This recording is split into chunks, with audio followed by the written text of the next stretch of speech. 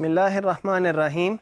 Assalamu alaikum and welcome to this, the last lecture of this course on network performance and evaluation. This is the final frontier of a rather long journey in which we have covered a lot of topics. So the purpose of this, the concluding lecture, is to take stock of everything that we have learned and to present a big picture overview of the things covered in this course. So in this course, we have essentially studied three main techniques of performing network performance evaluation. These three techniques are measurement, analytical modeling, and simulation. In measurement, we actually perform experimentation on a real system. And then based on the results that we get from these experiments, we form opinion about the performance of the system. So we are going to quantify the performance of a computer network by actively performing experiments and then taking measurements based on the results. The second technique is analytical modeling, in which we create a surrogate, a substitute, abstracted model of the real system, which is like the real system in its most essential core. And then because this analytical model is a simple model, expressed in the language of mathematical relations, we can now use the tools of mathematics, applied probability theory, queuing theory to solve such models and get steady state results. And we do this very quickly. So we don't have to go through the trouble of doing experiments or disrupting the system operation. So the benefit of analytical modeling is that it is very efficient and it produces results very quickly. The drawback of analytical modeling is that it can only represent the real system in some amount of fidelity. It cannot be a very faithful representation of the real system because the real system is often very complex and it has many factors that are interacting. When we make an analytical model, we are often making many simplifying assumptions. So if the analytical model is a good approximation of reality, then our results would also be a good approximation of the results that we would have if we were to perform experiments on the real system. And then we have a hybrid in which we do make use of a model, but we also perform experiments on it. That is the method of simulation modeling. In simulation modeling, we create a computer program which models the behavior of the real system, and then we experiment on that computer model. And using statistical analysis of the output, we can infer about the parameters of the real system. It is interesting that these three techniques map to the general techniques that we have for learning. And this was pointed out even hundreds of years ago before the Common Era by the Chinese philosopher Confucius. I'll read his quote to you. He says, "By three methods we may learn wisdom. First, by reflection, which is noblest. Second, by imitation, which is easiest. And third, by experience, which is the bitterest."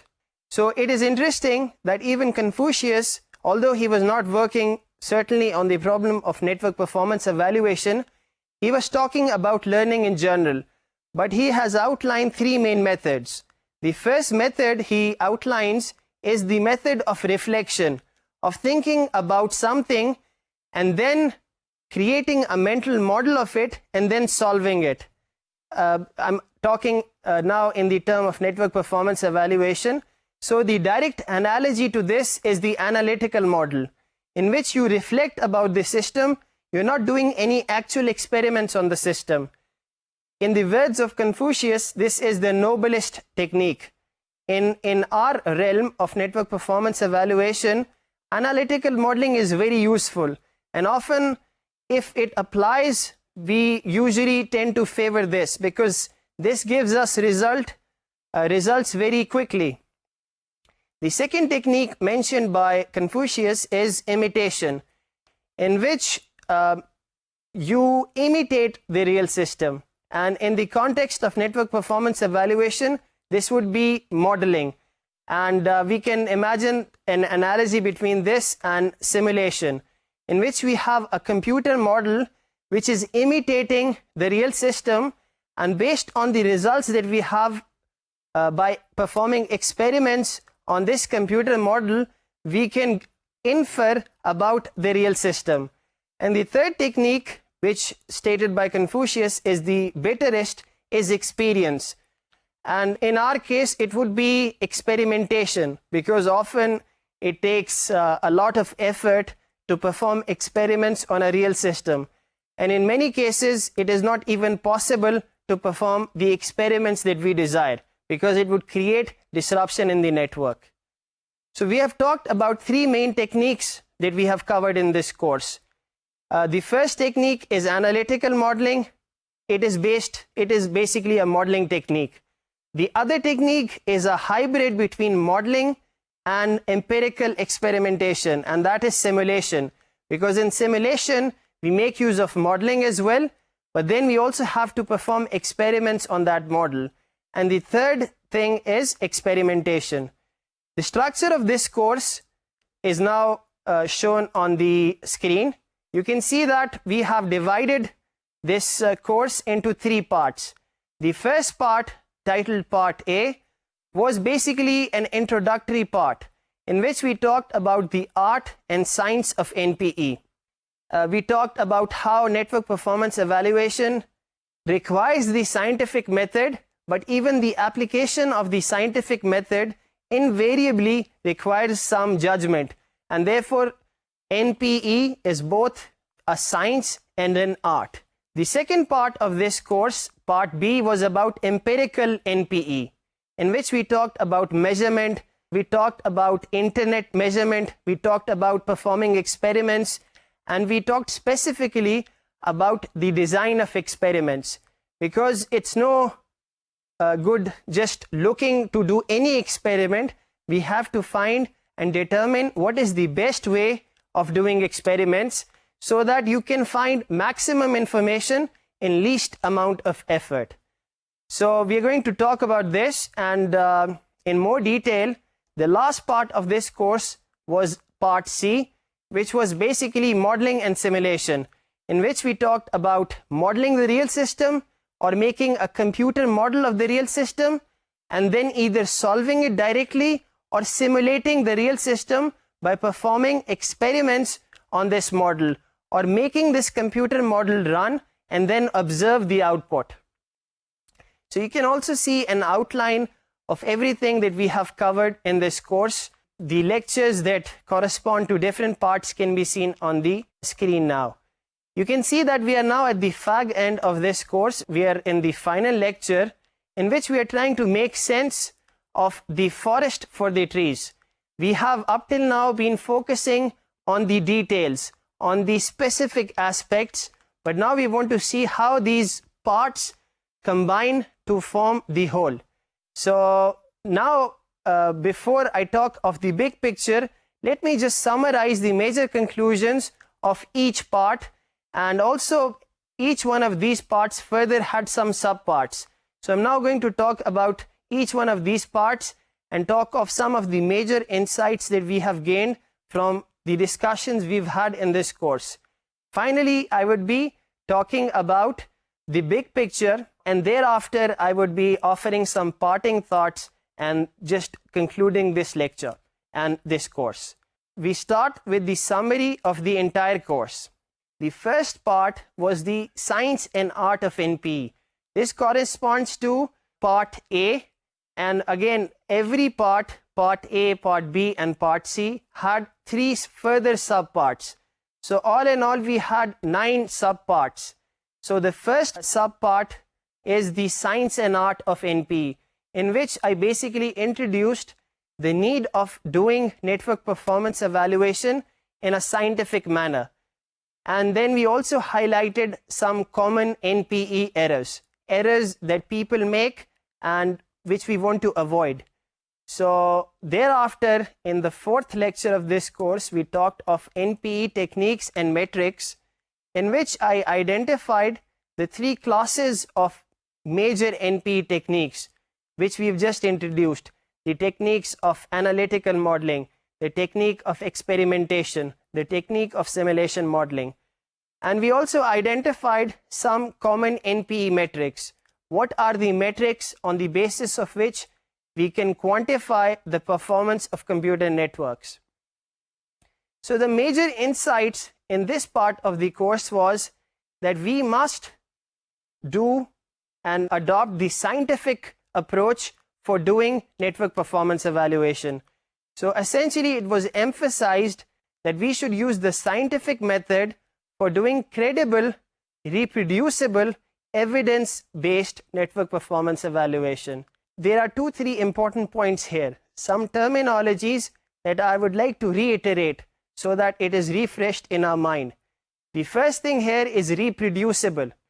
So if we are using the scientific method, the purpose of adopting the scientific method is that we are more objective in our evaluation. We are not biased by our prejudices. We are not inclined towards one product or one conclusion even before performing the experiment. And if we are unbiased, then it would be the case that different people would produce the same result when they do the same experiment. In this way, everyone can agree on what the best performing system is. So we need network performance evaluation to be reproducible. Secondly, it needs to be evidence-based. It should not be only based on opinion. We need to have evidence, scientific evidence on the basis of which we can decide the merits and demerits of different computer systems.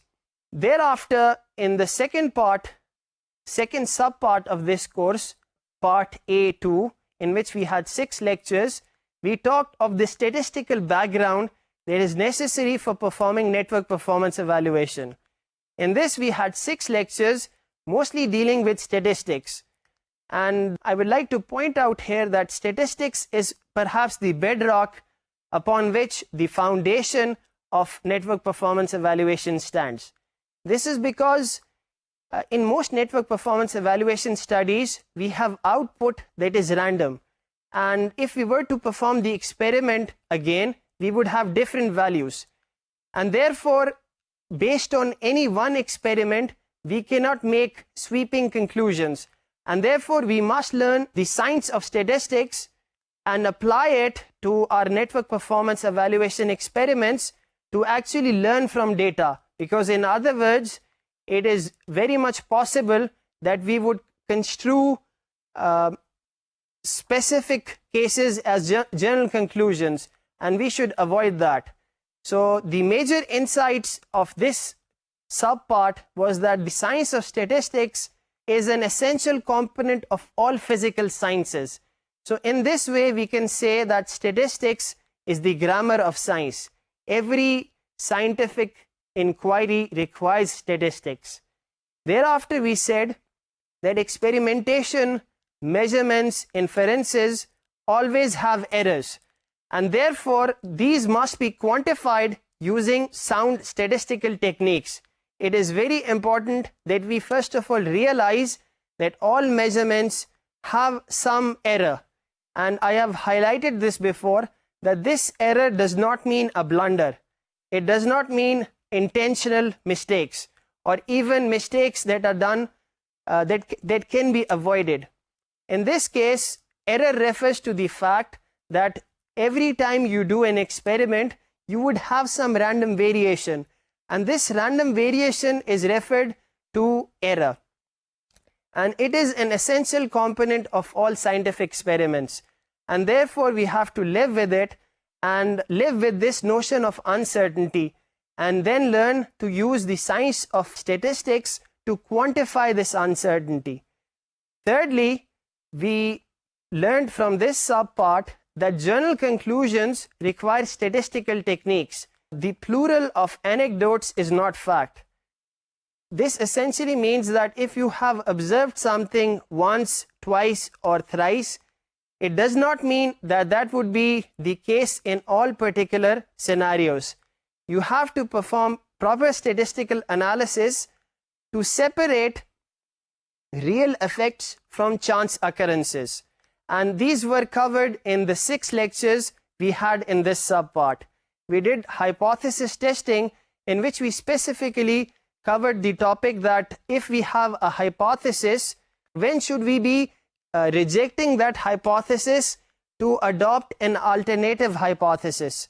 We also talked of confidence intervals, something that is very important in network performance evaluation, because whenever we are doing network performance evaluation, if it is based on computer simulations or if it is based on experiments, every time we perform such an experiment, the output that we have in the case of stochastic simulations would have some error.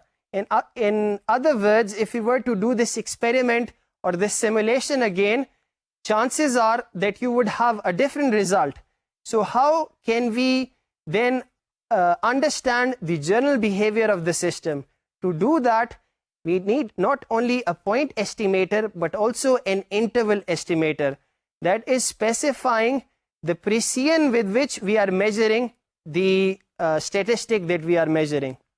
And we also talked of regression modeling, in which we established techniques for creating a statistical model that relates independent variable and a dependent variable. After this, in the final subpart of the first part, the subpart A3, we talked of the art of NPE. And this is something that is very important and something that is often totally ignored. We often just focus on the scientific aspect of network performance evaluation, but I believe the art aspect is as important, because once you have the results, you need to think of the best ways of presenting that result. Also, modeling is essentially an art. Let me first summarize the major insights that we covered in this subpart. Firstly, we saw that the application of the scientific method invariably involves a lot of art, a lot of intuition that you develop through years of experience, a lot of judgment. What this essentially means is that we cannot have a mechanical way of creating models. We must have human judgment involved in the process of creating a model, because we have to understand what is the real essential core of the real system. In a real system, whenever you are performing a network performance evaluation study, you have some goals. And then the model that you create is dependent on the goals that you have. If you change your goals, then it may be important that you create another model, because the previous model was not appropriately capturing the things that are essential for the new goals. This is important that we realize this. Art is a very specific element of the process of creating models. And to develop this, we need experience. We need to keep doing this. And through experience with many real systems, you would create models, you would observe how well they approximate reality, and then you would reiterate. This process of reiteration is at the heart of modeling. It would be very rare to produce a very good model in the first go. So you create a model, you compare it with the real system, you compare the readings that you have on the real system with the readings that you have on your model, and then you reiterate based on the feedback that you get. So essentially you have a lot of judgment here. This is very important. Also, presenting of data is an art. Modeling of a system is an art. And as mentioned before, many aspects of network performance evaluation is objective focused. So whatever your goals are, you are going to adopt techniques that are consistent with that. And our aim is essentially utility, that your technique is useful for you for your particular goal. Total absolute accuracy is not desired, and in many cases it is not even possible. So we must keep this in mind, and we must not be afraid of approximation. We must approximate, but we must also keep our approximations connected with reality. In this subpart, we also talked about the different ways statistics can be used to mislead and to lie. So it is important that we learn this so that we are not swayed by incorrect conclusions based on phony statistics. We should also not be using these techniques in our own work, because the purpose of sharing them was to make it clear to you what techniques are not acceptable. We also talked about why we say that using such techniques, your research would be falling foul of ethics, because if you are creating statistics only to pursue an agenda, then this is not science. We must be very clear that science is both an intellectual enterprise as well as a moral effort. So we need to keep a balance, because if we do not follow proper ethics, the principles of science are built such that you would be exposed. People would try to reproduce your experiments and they will get different results. And then it would be clearly obvious that your results were not true. So it's very important that whenever we are doing research, we are presenting our work in research papers, or in whatever avenue or platform we are sharing our research, we must strive to do it in an ethical manner. Okay, this does it for the first part of this course. We have two more parts in this course. The second part of the course was about empirical or experimental network performance evaluation. In this part as well, we had three subparts. The first subpart of the second part is workload modeling, in which we talked of workload modeling, and we also talked about the various distributions that we can use to model various network performance evaluation entities. We also talked about fractals and about self-similar nature of internet traffic.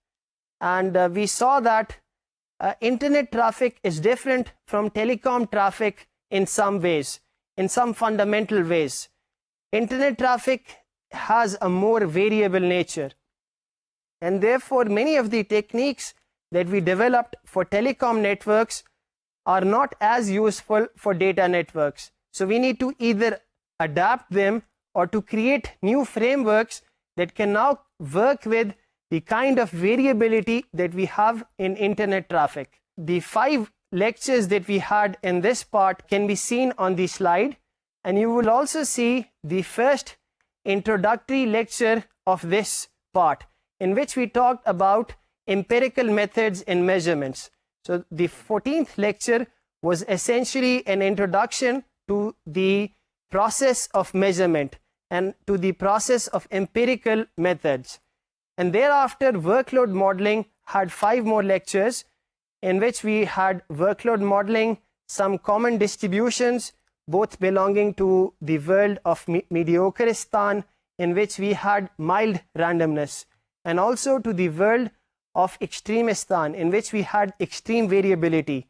And we saw that internet traffic belongs to the world of Extremistan because it has a lot of variability, it has a lot of burstiness, and therefore the models that can capture such variable and bursty nature were proposed when we talked of self-similar models. We talked of fractals, and we saw that internet traffic has a more fractal nature than being amenable to being characterized by Poisson processes, because Poisson processes belong to the world of mild randomness.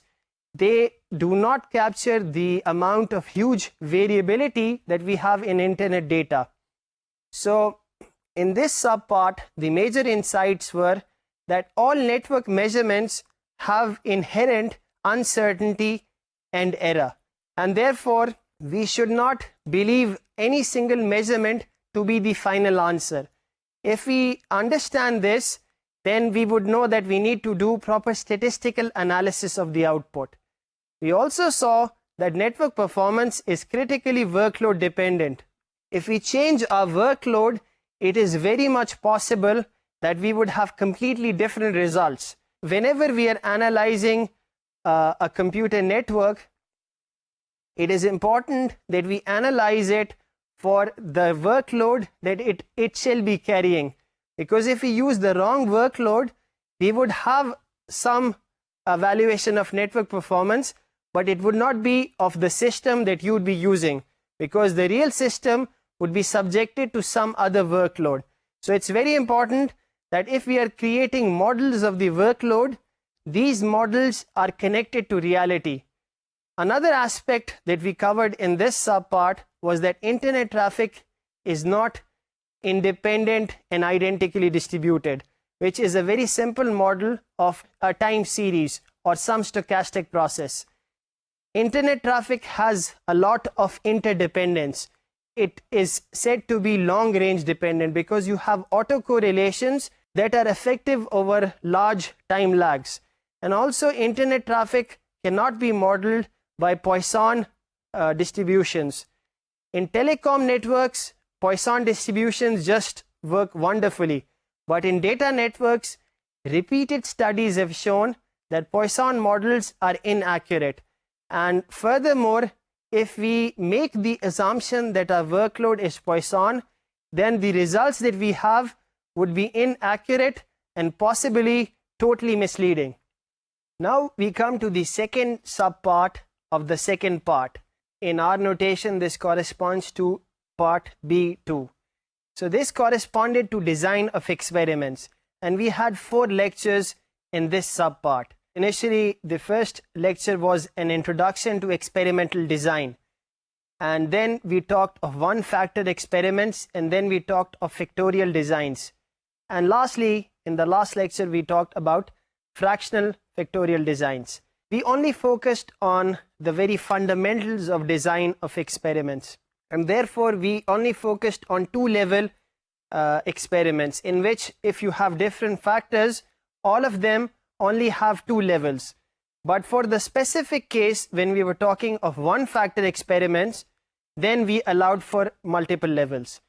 So the major conclusions that we derived from our study on design of experiments was that experiments must be tactically planned.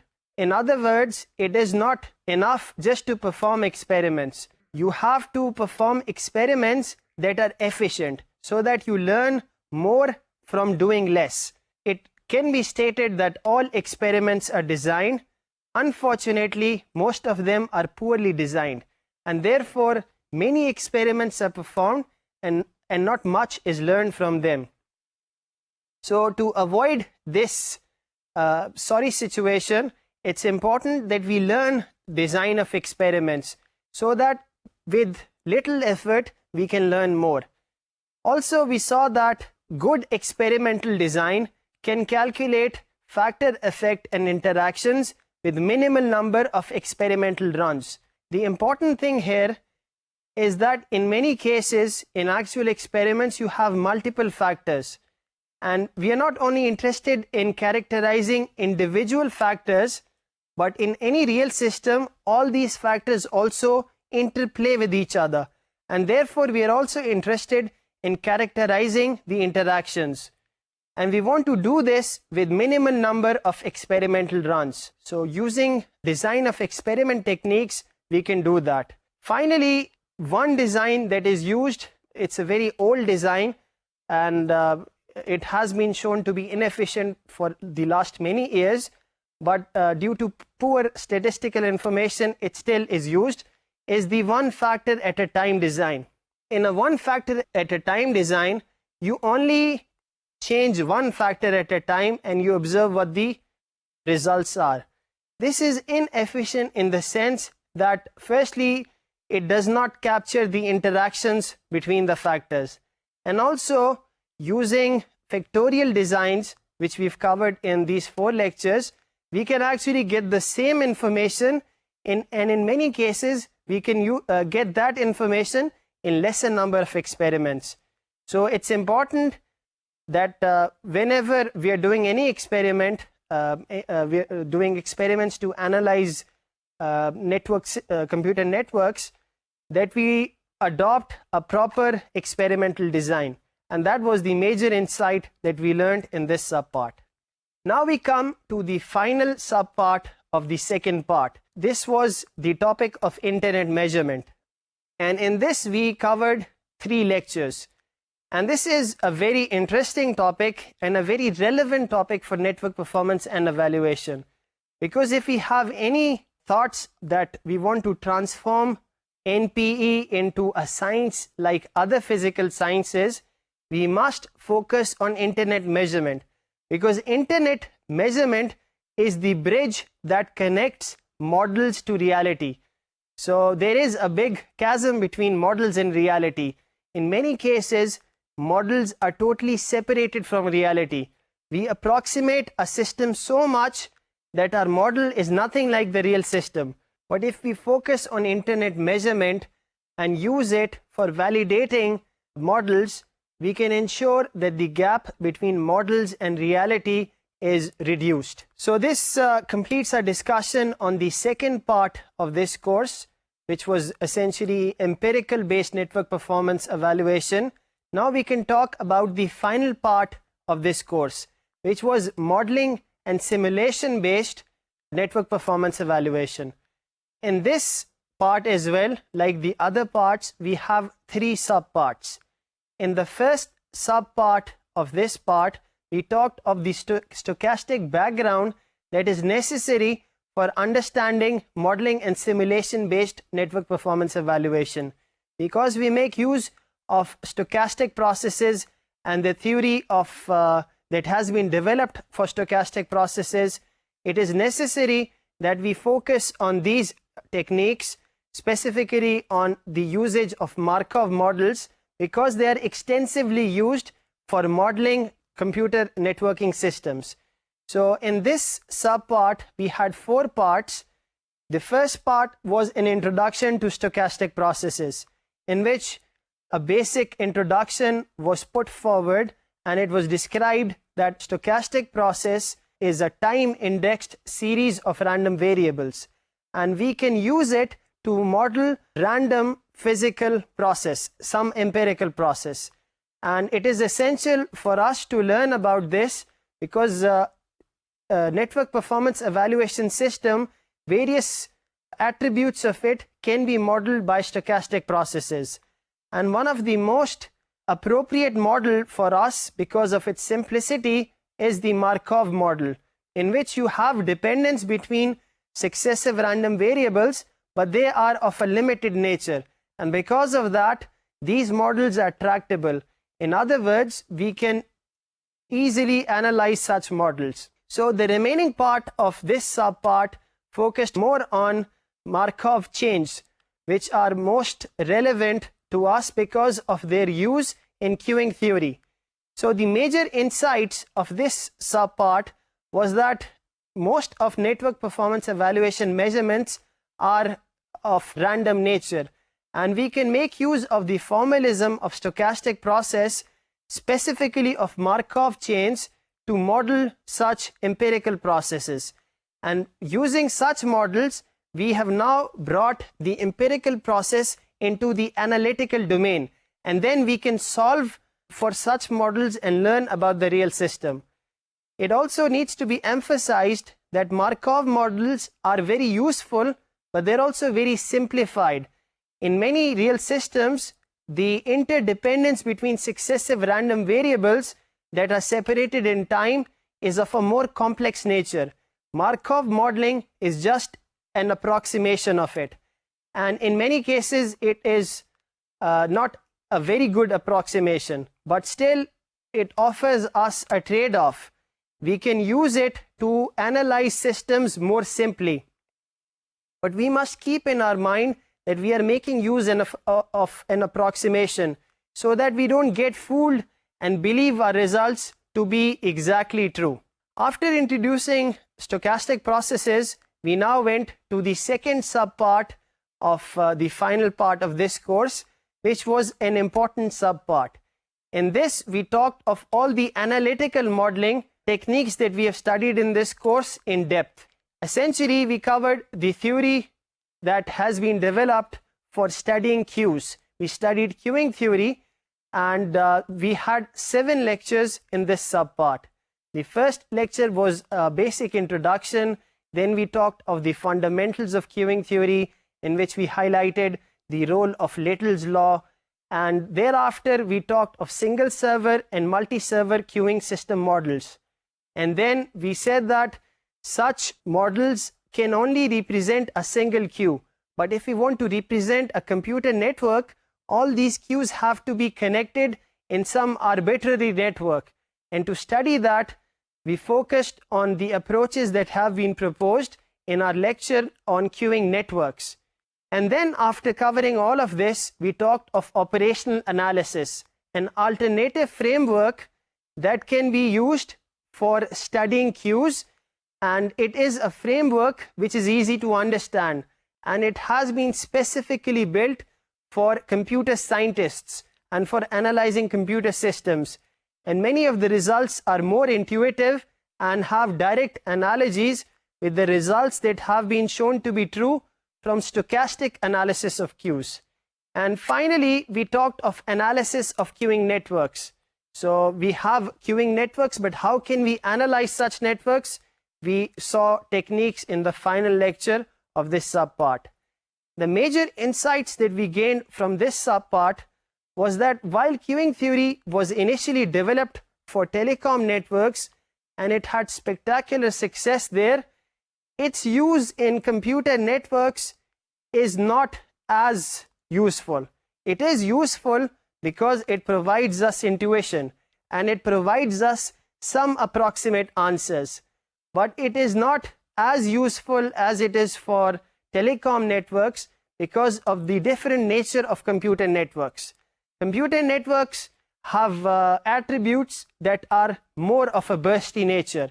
They have higher amount of variability, and therefore modeling by Poisson distribution and making independence assumption, as is common in telecom networks and as is relevant there, is not as relevant in data networks. So we will still use queuing theory because it is useful for providing intuition and a ballpark rough estimate of performance measures, but it is not going to give us exact answers. At least the theory that we have currently is not as advanced, and it remains suspect that would we actually be able to advance this theory to such a level.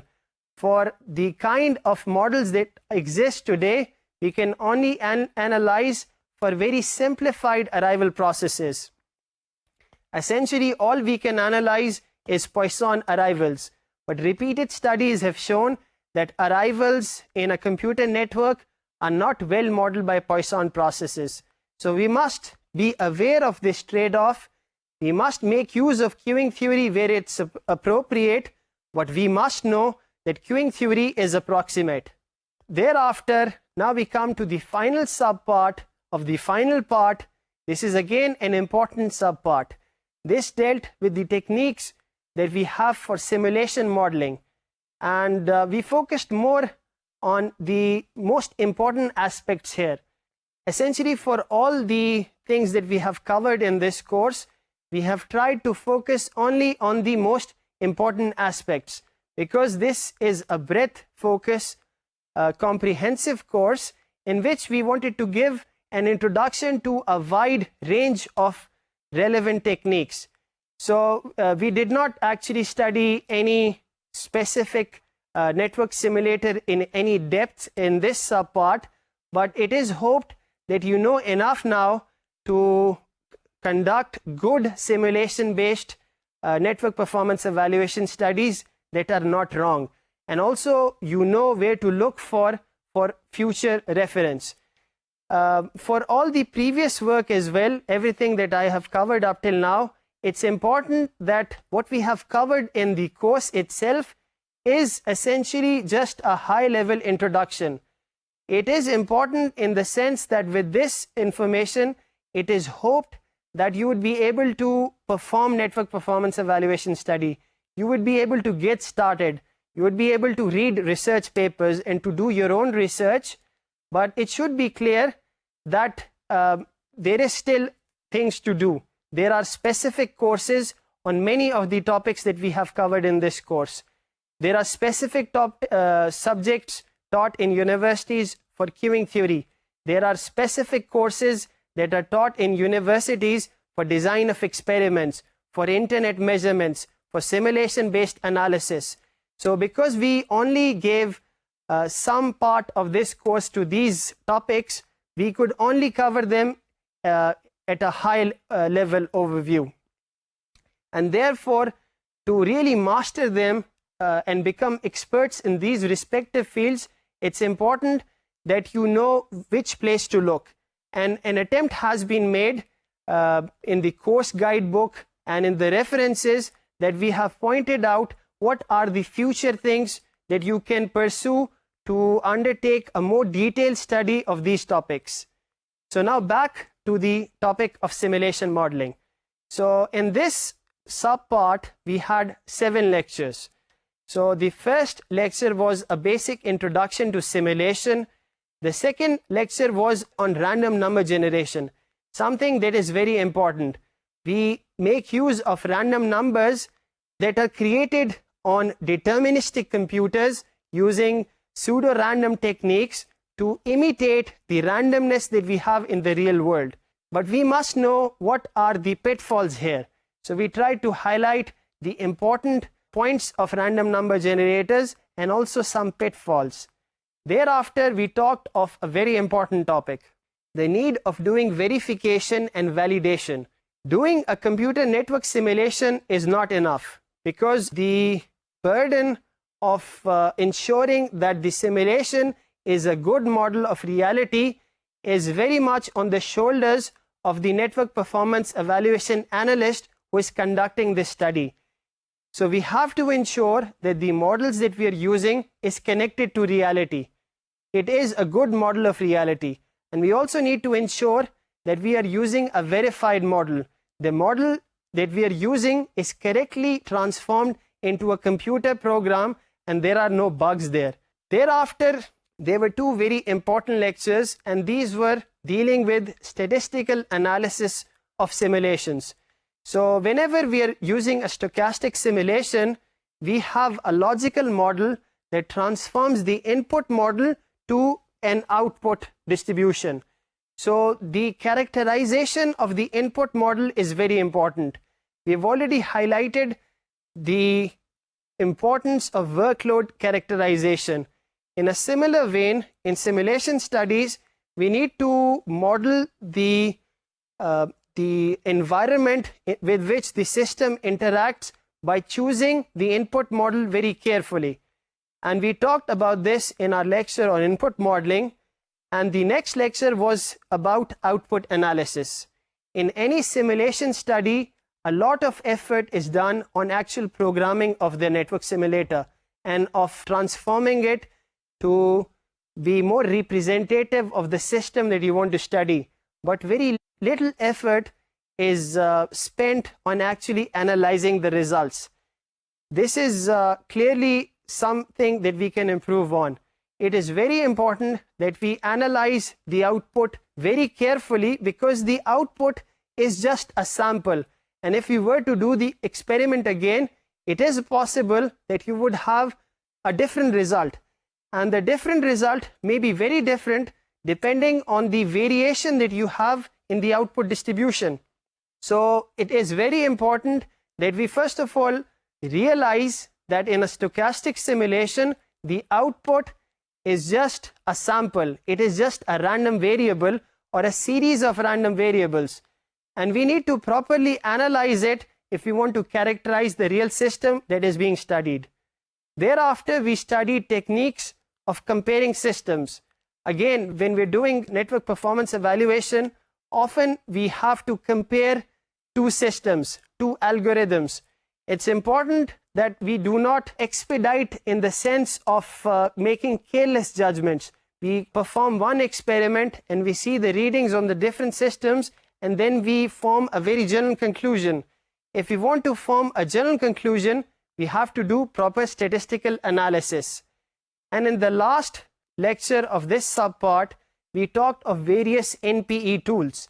we talked of various network simulators, and we talked of why a simulator is not the end all, it's not the everything of simulation based network performance evaluation, because it is only a model. If we want to evolve the results that we have from there and make it more realistic, we have to embed more realism into our evaluation method. And we talked of methods of emulation and methods of doing experimentation on a test bed. And thereafter, you can graduate your algorithm or your system and evaluate it in production network. So this is the succession of steps that we must take in our evaluation ladder. We have covered a lot of detail in this course, and even in this lecture, I have talked now about everything that we have covered in this course. It's very important to also realize how these dots connect together. In other words, what is the big picture? So if we keep our eye on the big picture, we will not be overtly lost in the details. So let me just highlight some of the important points. In other words, you can call this the big picture overview of network performance evaluation. The first important point is we must develop a sound measurement and empirical culture if we want to establish NPE as a science like other physical sciences. The second important point is that we must understand the role of error and uncertainty in scientific investigations so that we can apply notions of precision to our measurements and inferences. Lastly, we may use abstractions to approximate complex real systems. However, our models, admittedly approximate, must still be based on realistic foundations. So with this, I come to the end. I'll be giving you some parting thoughts and a very interesting quote from Winston Churchill. Now, this is not the end. It is not even the beginning of the end, but it is perhaps the end of the beginning. So I must emphasize here that we have not completely mastered network performance evaluation. There is still a lot to learn, specifically in specific directions. If you want to pursue some area that we have covered in this course in more detail, you need to go and look for the appropriate reference there and read it in more detail. But it is hoped that you have now received a sound foundation in network performance evaluation, and that you know enough now to know where to look for further study. So let me acknowledge the contributions of various people who have contributed to this course and to my life in general. So firstly, I would like to acknowledge my parents, my siblings, and my family, including my wife and kids, for their unconditional love and support. I would like to specifically thank Abdullah and Mustafa, my sons, who have, although not helped me directly in creating some lecture slides or in creating some lecture resources, but they have been very patient with me as I have been preoccupied with creating of this course. Secondly, I would like to acknowledge the contributions of all my teachers, starting from my school to my college and university. And specifically, I would like to acknowledge my PhD supervisor, Dr. Chuntung Chow of UNSW, Australia. Thirdly, I would like to highlight the major contributions of the staff of Virtual University, specifically the producers who have worked with me and all the other staff. And I would like to mention the efforts made by my course assistant, Mr. Muhammad Fahad Manzoor. And lastly, I would like to acknowledge that I have used, without exaggeration, hundreds of textbooks and resources for this course. And therefore, the knowledge that you have seen here is not very original. It is taken from various sources. I've tried to acknowledge these sources wherever I can, but it is very much possible that I have missed some names. So I need to explicitly acknowledge here that this work is taken from a whole lot of researchers. Everything that I have shown, the lecture slides and the material that I have used has been created by me, but the source material for this in many cases the concepts were taken from different resources. So I would like to thank all of these unknown researchers and authors of textbooks. In the end, I would like to ask Allah Ta'ala to give a goodly acceptance to this course and to make this course of utility and of benefit to students. I would like to now wrap up this last lecture and this course by sending blessings on the Holy Prophet Muhammad sallallahu alaihi wasallam and by praising Allah Ta'ala. So from me, this is Assalamu alaikum. Jazallahu anna Sayyidina wa Maulana Muhammadan ma huwa ahluhu. Allahumma salli ala Sayyidina Muhammad wa ala ali Sayyidina Muhammad wa barik wa sallim. Subhana rabbika rabbil izzati amma yasifun wa salamun ala al-mursaleen walhamdulillahi rabbil alameen.